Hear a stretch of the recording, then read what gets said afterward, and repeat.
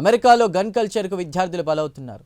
స్కూళ్లలో చదువుకునే విద్యార్థులు కూడా గన్ చేత పట్టుకుని క్లాస్ రూమ్లో తోటి విద్యార్థులను కాల్చిన ఘటనలు అమెరికాలో కోకొల్లలు. అలాంటిది ఈ నెల 13న రోడ్ ఐలాండ్లోని ప్రావిడెన్స్లో ఉన్నటువంటి బ్రౌన్ యూనివర్సిటీలో ఒక మాస్ షూటింగ్ జరిగింది. విద్యార్థులు సెమిస్టర్ ఫైనల్ పరీక్షలు రాస్తూ ఉండగా రెండవ రోజు ఈ ఘోరం జరిగింది. తుపాకీ ధరించిన ఓ వ్యక్తి పరీక్ష రాస్తున్న విద్యార్థులపై విచక్షణారహితంగా కాల్పులు జరిపాడు. ఆగంతకుడు జరిపిన కాల్పుల్లో 2 విద్యార్థులు ప్రాణాలు కోల్పోయారు. మరో 8 మంది గాయపడ్డారు. రోడ్ ఐలాండ్ చరిత్రలో ఇలాంటి ఘోరమైన ఘటన గతంలో జరగలేదు. ఇక రంగంలోకి దిగిన FBI, స్థానిక పోలీసులు కాల్పులు జరిపిన వ్యక్తి కోసం వేట సాగిస్తున్నారు. పోలీసులు అనుమానితుడి ఫోటోలను, వీడియోలను విడుదల చేశారు. ఆచూకీ తెలిపిన వారికి $50,000 బహుమతి కూడా ప్రకటించారు. కాల్పులకు సంబంధించి, కేసు విచారణకు సంబంధించి మరింత సమాచారాన్ని ఇప్పుడు తెలుసుకుందాం.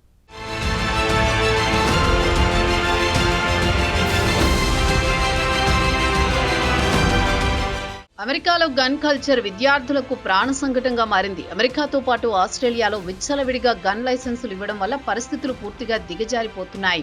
ఆస్ట్రేలియాలో సాజిద్ అక్రమ్ అనే వ్యక్తి ఏకంగా 6 గన్ లైసెన్సులు దక్కించుకున్నాడంటే ప్రభుత్వం ఎంత నిర్లక్ష్యంగా వ్యవహరిస్తోందో తేలికగా ఊహించుకోవచ్చు.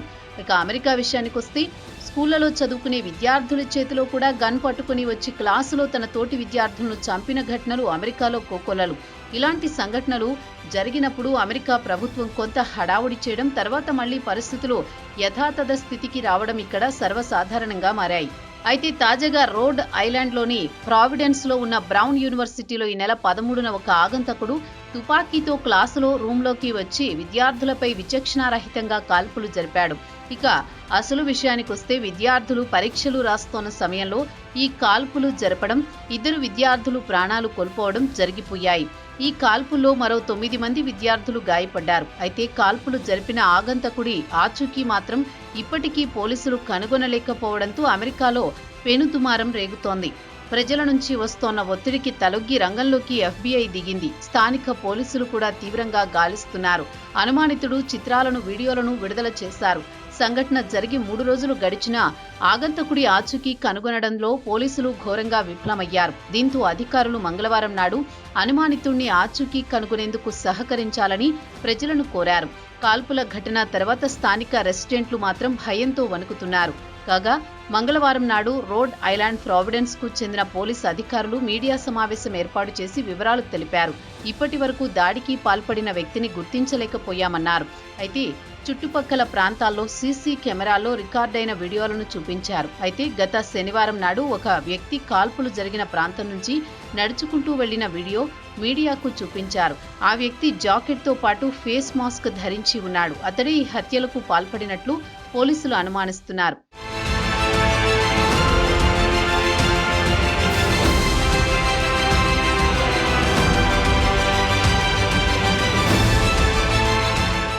ఇక Providence police chief Oscar Perez media సమావేశంలో మాట్లాడుతూ వీడియోలో కనిపించిన వ్యక్తిని స్థానికులు ఎవరైనా గుర్తుపట్టగలరేమో అని భావిస్తున్నామని చెప్పారు. అనుమానితుడి బాడీ మూమెంట్లను బట్టి స్థానికులు గుర్తిస్తారనుకుంటున్నారు. అయితే పోలీస్ చీఫ్ కూడా శనివారం ఉదయం 10:30 ఆ వ్యక్తి ఏ ఏరియాలో తచ్చాడినట్లు తమ వద్ద సాక్ష్యాలున్నాయన్నారు. కాల్పులు జరగడానికి 5 గంటల ముందు నుంచి అతడు ఇక్కడే ఉన్నాడని పోలీస్ చీఫ్తో పాటు పోలీసు అధికారులు కూడా వీడియో కనిపించిన వ్యక్తే గన్మెన్ అని బలంగా నమ్ముతున్నారు.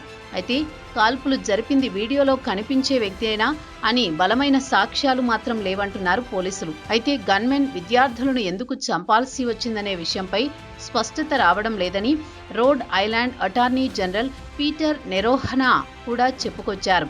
ఇక అధికారులు మంగళవారం యూనివర్సిటీ చుట్టుపక్కల ఉండే సర్వేలెన్స్ కెమెరాల నుంచి, కార్ల డాష్ క్యామ్ల నుంచి అనుమానిత వ్యక్తి మూమెంట్లను గమనించారు.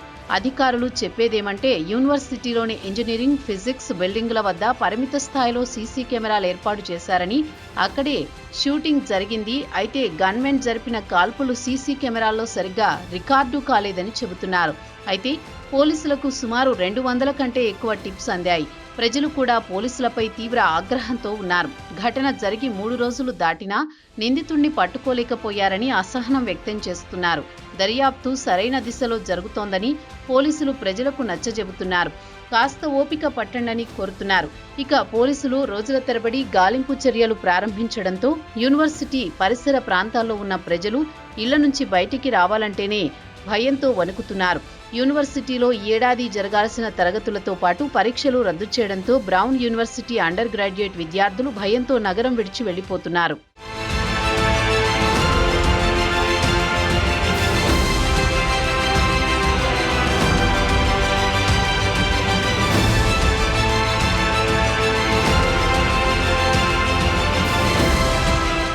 అయితే పోలీసుల అనుమానంతో ఒక 20 ఏళ్ల యువకుణ్ణి ఆదివారం అరెస్ట్ చేశారు. విచారణ తర్వాత అతడు కాదని విడిచిపెట్టారు. అయితే యూనివర్సిటీ చుట్టుపక్కల నివాసం ఉండేవారు మాత్రం పిల్లలను ఇంటి నుంచి బయటికి వెళ్లనీయడం లేదు.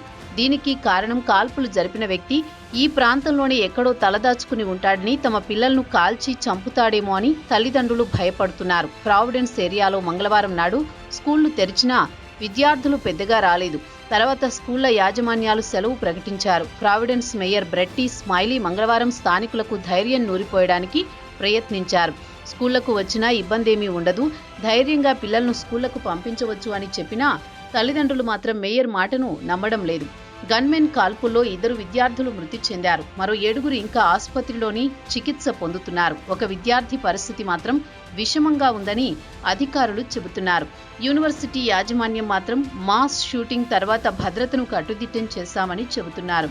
అయితే శనివారం పరీక్షలు జరుగుతున్న ఇంజనీరింగ్ బిల్డింగ్లో ఆగంతకుడు వచ్చి దర్జాగా కాల్పులు జరిపి వెళ్లిపోయాడు.